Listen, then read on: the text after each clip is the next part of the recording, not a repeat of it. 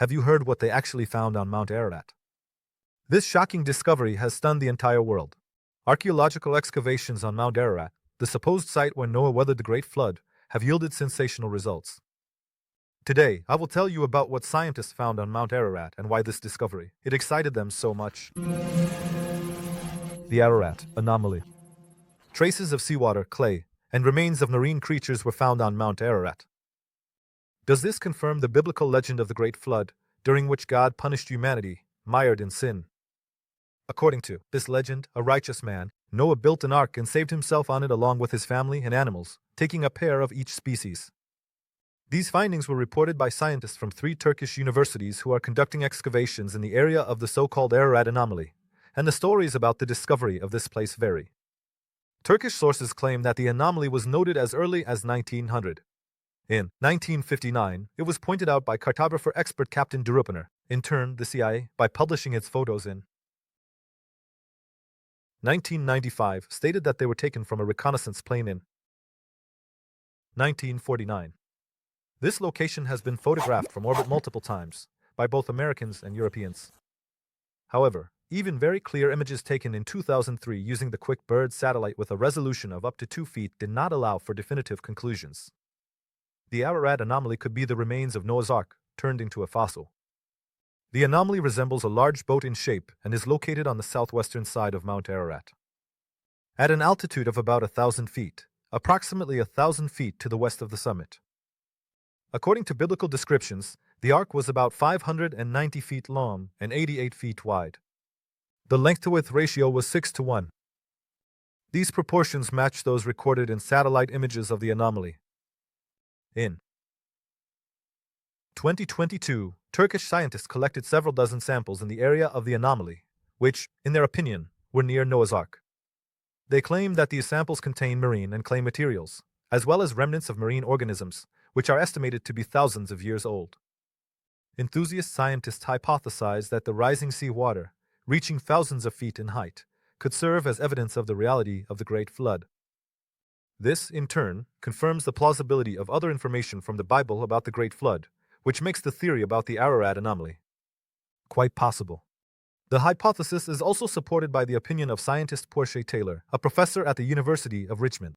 In 2001, he stated in an interview with Komsomolskaya Pravda that in 1955, French industrialist and researcher Fernand Navarre found a petrified piece of wood, worked by human hands, just a few meters from the Ararat anomaly. If you think that's all, you're mistaken. The Ararat anomaly is not the only discovery on the famous mountain. Planks made of gopher wood. The mystery of Noah's Ark has captivated humanity for many centuries. Even Marco Polo claimed that Noah's Ark rests on the summit of Mount Ararat, untouched by time.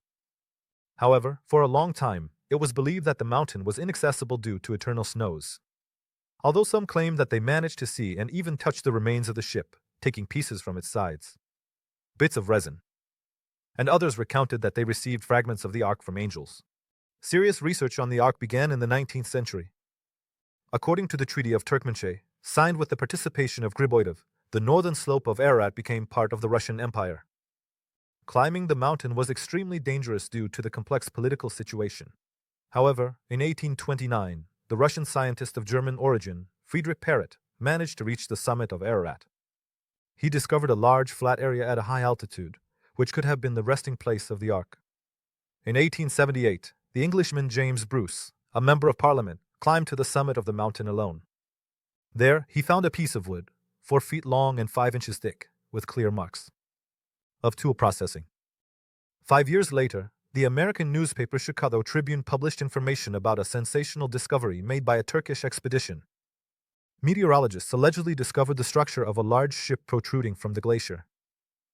The planks, dark brown and resinous, were similar to those described as wood. Gopher wood from which, according to the Bible, Noah built his ark.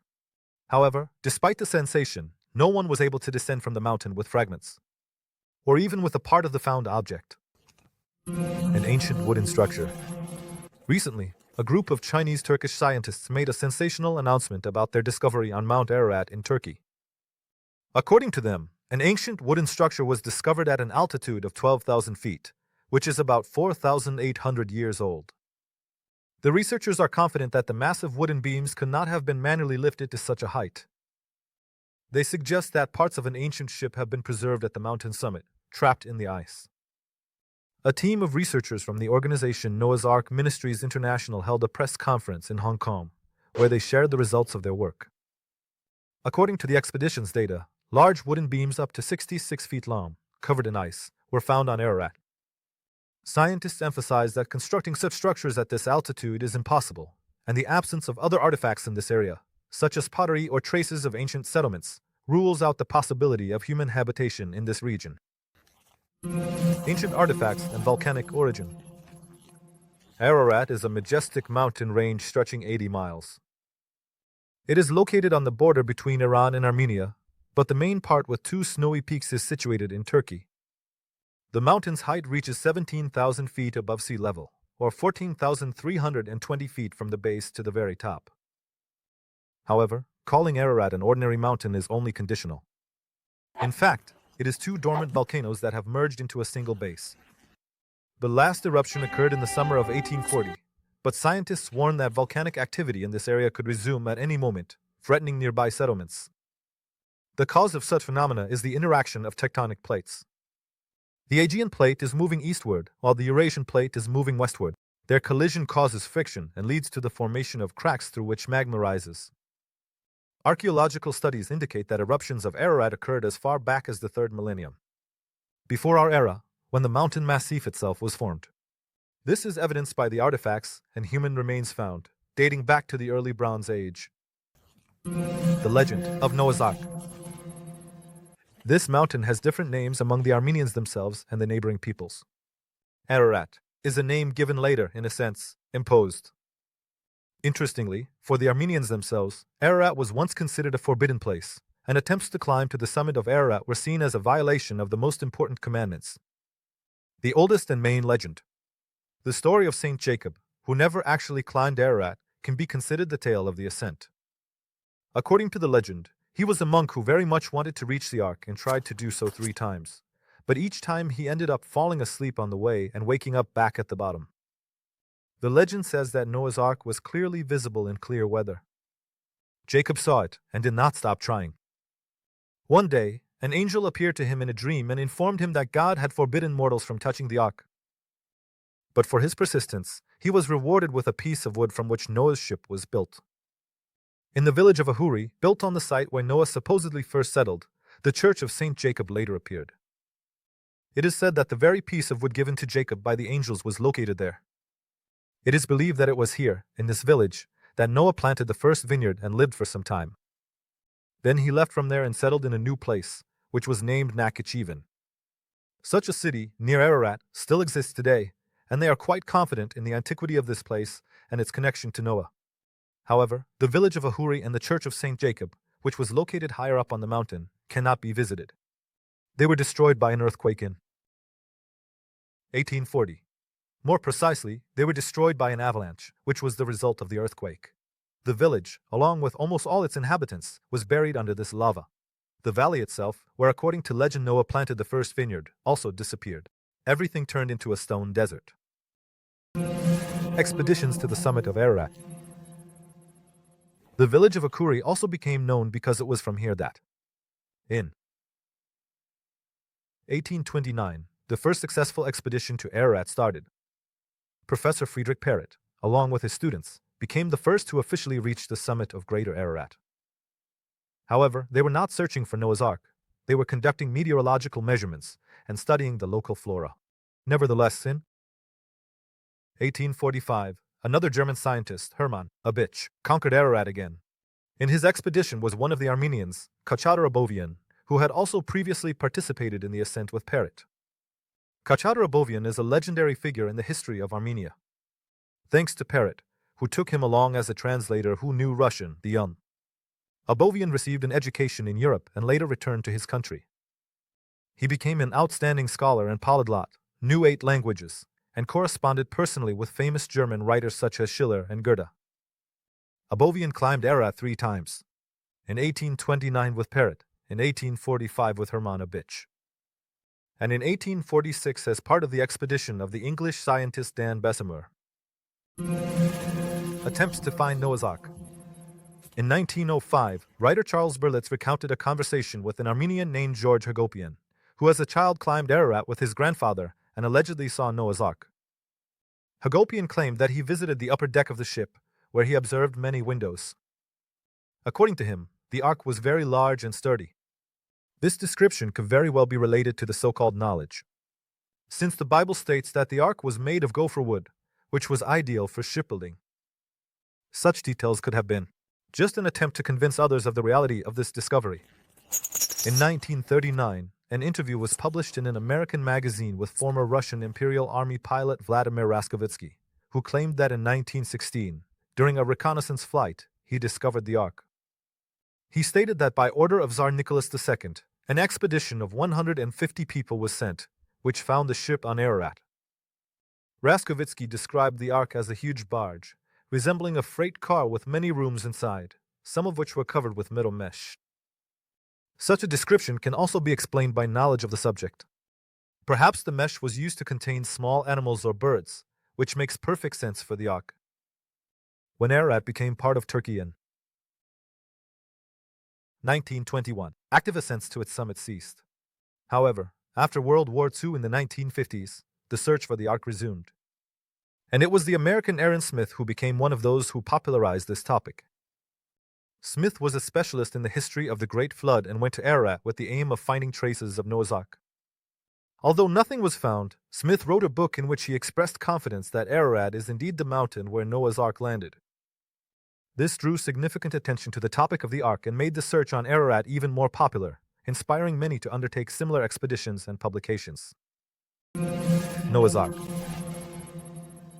This is the vessel that, according to the Bible, Noah built at God's command to save his family and all the animals from the flood. Based on the biblical story, at that time humanity was experiencing moral decline, and God decided to destroy all living things on earth, leaving only Noah and his close ones. Noah built the ark and invited his family into it, his wife, sons, and their wives, as well as 7 pairs of clean animals and 2 of each unclean animal. The ark was filled with food for both people and animals. And after it was sealed by God, rains poured down on the earth. The flood lasted for 40 days and nights, submerging even the highest mountains. When the rain stopped, the ark did not continue to float but came to rest on the mountains of Ararat. Noah first released a raven to check if there was any dry land, but the raven did not find any and returned. Then Noah released a dove, which also did not find any dry land and returned to the ark. After another 7 days, Noah released the dove again, and it returned with an olive leaf in its beak, which was a sign that the waters had receded. After another 7 days, the dove was released again and did not return, which meant that the land had dried. God commanded Noah and his family to leave the ark, and then all the animals came out onto dry land. Then God blessed Noah and his sons, telling them to be fruitful and multiply, and fill the earth. Noah's sons became the founders of nations, and the entire earth was populated by their descendants. The main mystery of Noah's Ark. A recent sensational statement by Iranian researchers, who have developed a new approach in the search for Noah's Ark, has sparked interest in the exact location of this biblical vessel. They claim that the ark might not be located on the mountain Ararat, as is commonly believed, but in another location, which prompts a serious reevaluation of traditional theories.